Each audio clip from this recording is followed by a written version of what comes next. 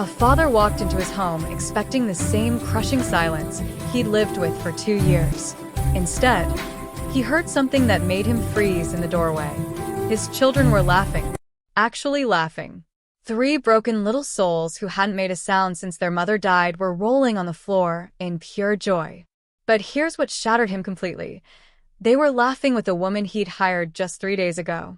A woman every expert said wasn't qualified. A woman who carried nothing but a Bible and a heart full of faith. This is the story of how one person's simple love did what millions of dollars couldn't. Stay with me, because what happens next will make you believe in miracles again. Welcome to the story room. While you are here, please hit the subscribe button and comment your view on the story and where you're watching from. Section 1. The Weight of Silence. Let me take you to Seattle, Washington, to a beautiful house overlooking the water. From the outside, it looked perfect. Expensive cars in the driveway, manicured lawn, floor-to-ceiling windows that sparkled in the sunlight. But inside that house lived a kind of darkness that money couldn't touch. James Carter was a successful architect who designed buildings all over the city. His firm was thriving. His bank account was full. But his heart was completely empty. 2 years ago, his world ended. His wife, Rebecca, died minutes after giving birth to their triplet sons. The doctors did everything they could, but sometimes life is cruel in ways we can't understand. James held his newborn boys in one arm and said goodbye to his wife with the other. Since that terrible day, James had been going through the motions of living without actually being alive. He worked late every night, sometimes sleeping in his office just to avoid going home. The house felt like a museum of memories, each room whispering Rebecca's name. His 3 sons, Ben, Lucas, and Sam, had stopped being children the day their mother died. They were only babies when it happened, but somehow they knew. Somehow they felt the absence. As they grew, they became silent. They didn't laugh. They didn't play. They barely spoke. James spent everything trying to fix them. Child psychologists came to the house twice a week. Specialists flew in from across the country. Medications were tried and adjusted. Therapies were explored. James wrote check after check, desperate for someone to bring his children back to life. Nothing worked. The boys remained trapped in their grief, and James remained trapped in his. For 2 years, their home was filled with expensive furniture and unbearable silence. The only constant was Mrs. Rodriguez, an elderly nanny who had tried her best. But even she finally broke. One morning, she stood in James's office with tears in her eyes. She told him she couldn't watch the children fade away anymore. It hurt too much. She was sorry, but she had to leave. James didn't blame her. He understood. He wanted to leave too, but he had nowhere to go. So he put out another ad for a nanny, expecting another professional with degrees and certifications. Instead, he got Grace. Grace Wilson was 28 years old. She had no fancy degrees, no special training. Her resume was simple. She'd worked at a church daycare and helped raise her younger siblings. When James interviewed her, she seemed kind but ordinary. What struck him most was what she carried. A worn leather Bible tucked under her arm. Before she even stepped into the house, she stood on the porch and prayed. Right there in front of him, eyes closed, lips moving quietly. Unashamed. James didn't know what to think. He wasn't a religious man. He used to be back when Rebecca was alive. But God felt very far away now. Still, he was desperate. So he hired Grace, figuring she'd quit within a week like the others.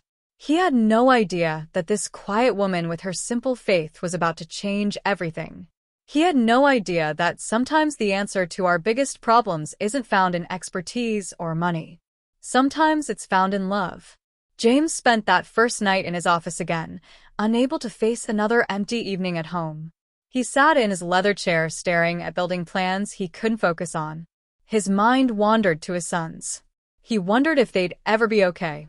He wondered if he'd failed them by not being stronger.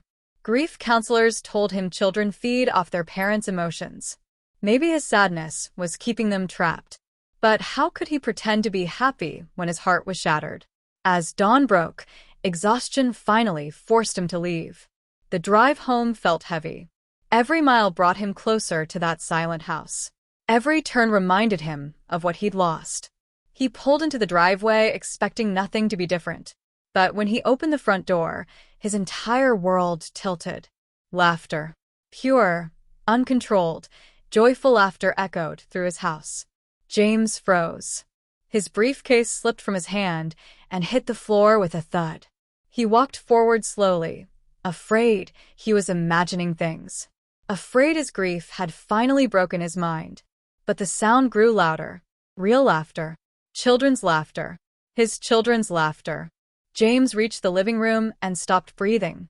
There were his sons. Ben and Lucas were sitting on Grace's back while she was on her hands and knees, pretending to be a horse. A jump rope was tied around her waist. Little Sam stood in front of her, gripping the other end of the rope with both tiny hands. He was pulling with all his might, giggling so hard his whole body shook.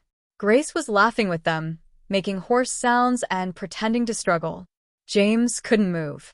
Tears filled his eyes instantly. He pressed his hand against the doorframe to steady himself. This sound, this beautiful, impossible sound. He hadn't heard it in 2 years. He'd forgotten his children could laugh. Grace hadn't noticed him yet. She was completely present with the boys, as if nothing else in the world mattered. Her Bible sat nearby on the coffee table, worn and marked with notes. James noticed she'd been reading it. The boys looked different.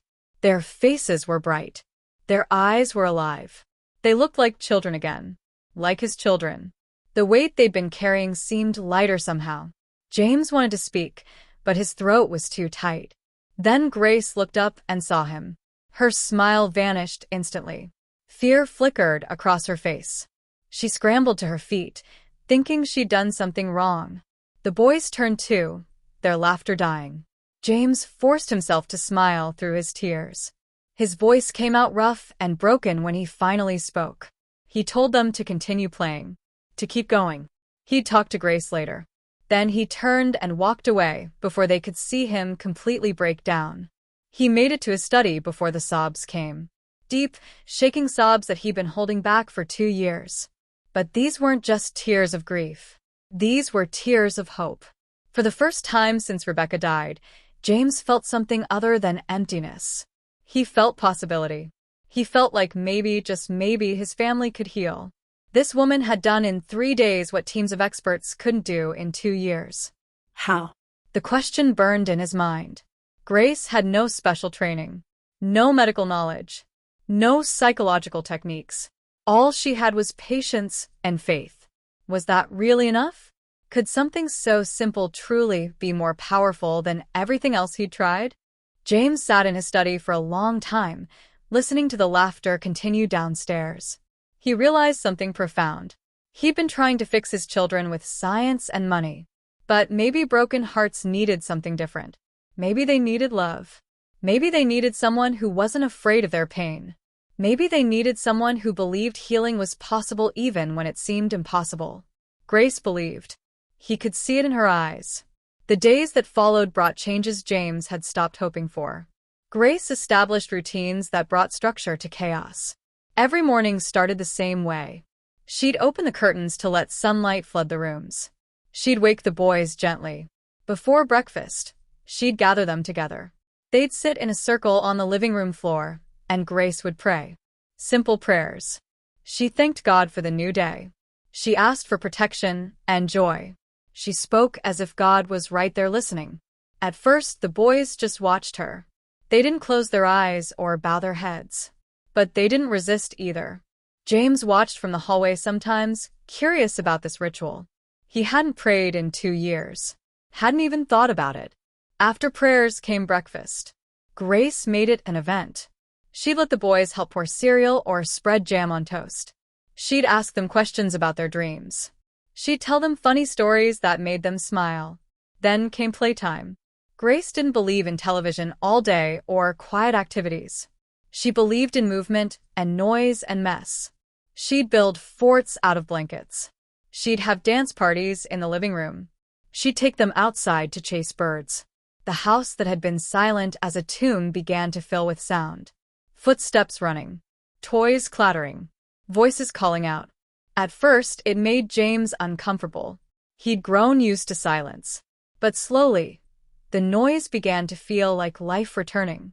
Meal times became sacred. Grace insisted they all sit together at the dining table. She'd set it carefully, teaching the boys where plates and cups belonged. Before eating, she'd reach for their hands and pray again. James started joining them for dinner. He'd sit at the head of the table, watching this woman feed his children with such tenderness. She never rushed them, never forced them to eat things they didn't like.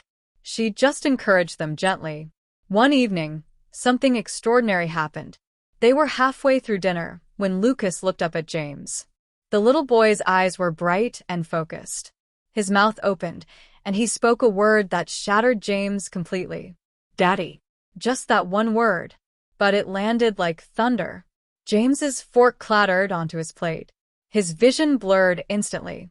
He couldn't breathe, couldn't speak, couldn't do anything but stare at his son. It had been 2 years since any of them had called him daddy. 2 years of silence and distance. 2 years of feeling like a stranger in his own home. But now Lucas was looking at him with recognition and love. Grace noticed immediately. She gently wiped Lucas's mouth and smiled at James. She understood the magnitude of this moment without needing explanation.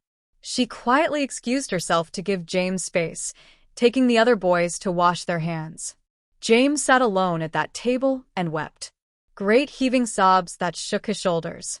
But these weren't tears of sadness anymore. These were tears of connection. His son had come back to him, even if just a little bit. That night marked a turning point. James began to believe that maybe Grace wasn't just lucky. Maybe there was something real happening here. Something he couldn't measure or explain. Something that looked a lot like the miracles his mother used to tell him about. He'd spent millions on experts who analyzed and diagnosed and prescribed. But Grace did something different. She loved. She prayed. She showed up every single day with patience and faith. And somehow, impossibly, it was working. Healing didn't happen overnight in the Carter household. It came in small moments that built on each other like bricks in a wall. Grace understood something the experts hadn't. Broken hearts need safety before they can mend. So she brought consistency. The same wake-up time every morning. The same prayers. The same meal times. The same bedtime routine. At first, the boys fought sleep. Their little bodies were exhausted, but their minds were still afraid of the dark. Grace stayed with them. She'd sit in a chair between their beds, humming softly. Sometimes she'd read stories from her Bible in a gentle voice. Other times, she'd just pray quietly while they tossed and turned. Slowly, night by night, the fear began to fade. The thrashing stopped. The crying quieted. One night turned into 2 peaceful nights. Then 3. Then a whole week. For the first time in 2 years, the boys slept through the night. James noticed everything. He'd walk past their room and see Grace sitting there in the dim light, patient as a stone. He wanted to tell her she didn't have to do this, that she could leave after they fell asleep. But he knew better.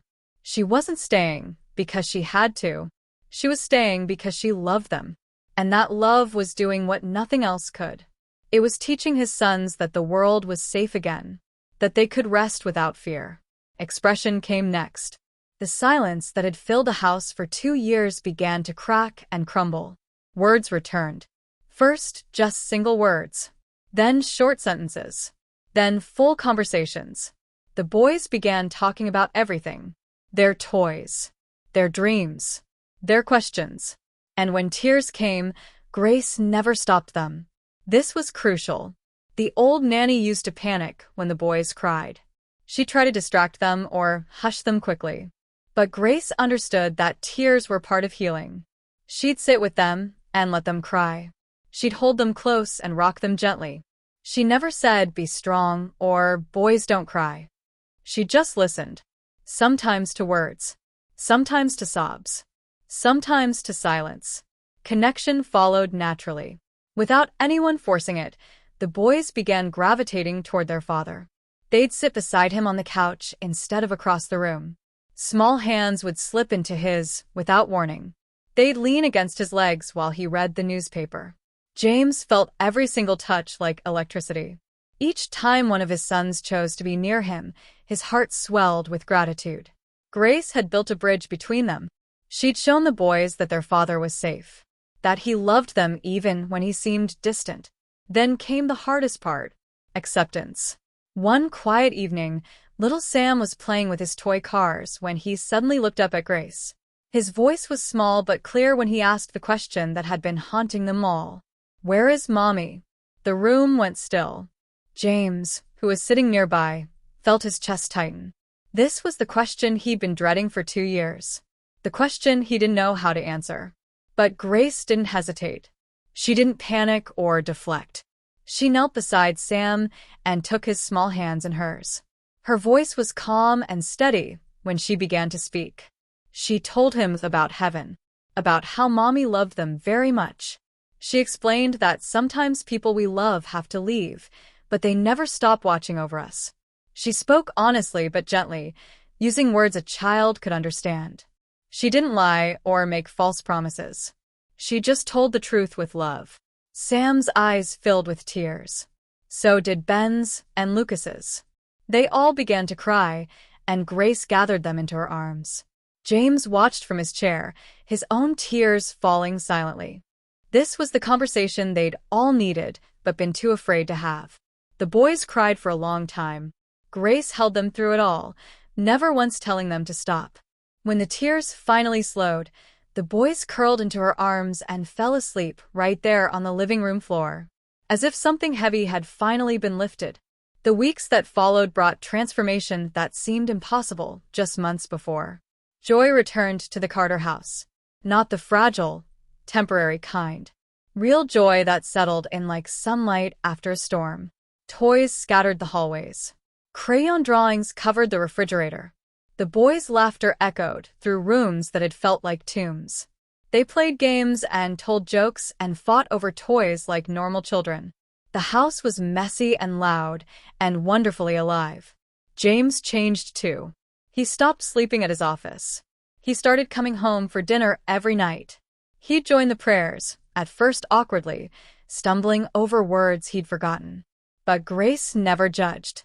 She just smiled and encouraged him. He began reading bedtime stories to his sons. He tucked them in and kissed their foreheads, something he hadn't done since Rebecca died. The first time he did it, his hands shook. But the boys wrapped their arms around his neck and held tight. One Saturday morning, James woke up in his own bed for the first time in months. Sunlight streamed through the windows. He could hear his sons playing downstairs. Grace's voice floated up, singing a hymn while she cooked breakfast. James lay there for a moment, taking it all in. His house felt like a home again. His children felt like his children again. And he felt like himself again. Not the same person he was before Rebecca died, but someone new. Someone who'd survived the impossible. That evening, James called Grace into his study. She came nervously, hands folded, probably thinking she'd done something wrong. But when she saw his face, she paused. He was smiling. James stood up from his desk. He'd been thinking about this for days, choosing his words carefully. When he finally spoke, his voice was thick with emotion. He told Grace he didn't want her to think of herself as just a nanny. She looked confused, maybe even worried. But James continued. He told her she'd brought his children back to life. That she'd brought him back too. That she'd done what millions of dollars and countless experts couldn't do. Tears filled Grace's eyes. She tried to speak, but James held up his hand gently. He had more to say. He told her he wanted her to stay. Not as an employee, as family. This house would always be her home if she wanted it. She'd never have to worry about money or security. She belonged here now with them. She was part of their story, part of their healing. Grace covered her mouth with both hands. Tears streamed down her face. Her voice came out in a whisper when she finally spoke. She said she didn't know what to say. That she'd just been doing what felt right. James smiled, his own tears falling freely now. He told her to say yes. To say she'd stay. Grace nodded, unable to form words. Yes, she finally whispered. Yes, I'll stay. From that day forward, everything was different. Grace moved from the small guest room to a proper bedroom on the same floor as the boys. She ate meals as family, not as staff. She made decisions about the household alongside James. The boys called her Aunt Grace, and she called them her angels. James found himself laughing again. Real laughter that came from deep in his belly. The kind he thought had died with Rebecca.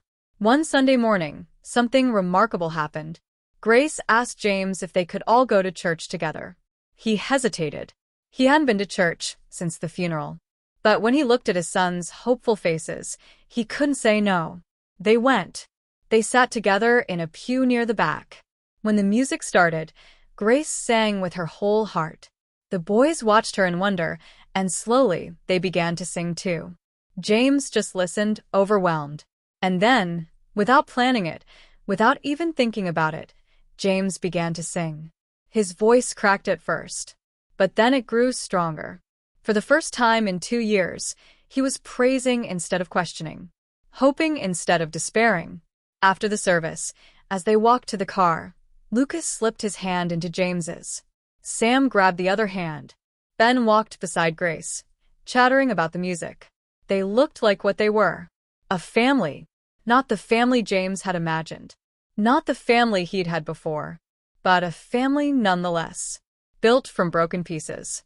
Held together by faith and love. Healed by a woman who believed in miracles. That night, after the boys were asleep, James and Grace sat in the living room. They talked about everything. About loss and faith. About fear and hope. About how sometimes God sends exactly who we need exactly when we need them. James thanked her again. But Grace shook her head. She told him she was the one who should be thankful. That God had led her to this house for a reason. That she'd been praying for purpose, and these boys had given her exactly that. They sat in comfortable silence for a while, watching the city lights twinkle through the windows. The house was quiet, but it was a different kind of quiet now. Not the silence of grief. The peace of healing. James thought about everything that had happened. How he'd tried to fix his broken family with money and experts. How he'd exhausted every logical solution. How he'd almost given up hope completely. And then this woman had walked through his door with nothing but a Bible and a believing heart. She hadn't analyzed or diagnosed. She'd simply loved. And that love had done what nothing else could. This is what miracles look like, James thought. Not lightning bolts from heaven. Not dramatic interventions. Just ordinary people doing extraordinary things through faith. Just broken people helping each other become whole. The Carter family wasn't perfect. They still had hard days. The boys still missed their mother. James still felt grief rise up unexpectedly. But they were healing. Together. And that was enough. Because sometimes the greatest miracle isn't avoiding pain. It's finding hope in the middle of it. It's discovering that even in our darkest moments, we're not alone. It's learning that love, simple and patient and faithful, can rebuild what tragedy destroys. This is a story about a father who lost everything and found it again. About 3 little boys who forgot how to laugh until someone reminded them. About a woman who had nothing to offer, but everything that mattered. It's a story about faith. Not the kind that makes life easy. The kind that makes life possible. The kind that whispers keep going when everything says give up. The kind that believes in healing even when healing seems impossible. And it's a story about family. Not the family we're born into, but the family we build. The family we choose. The family that finds us when we need them most. In that beautiful house overlooking the Seattle water, where silence once ruled and grief once reigned, life bloomed again. Laughter filled the rooms. Love rebuilt the walls. And hope, that precious fragile thing, learned to fly once more.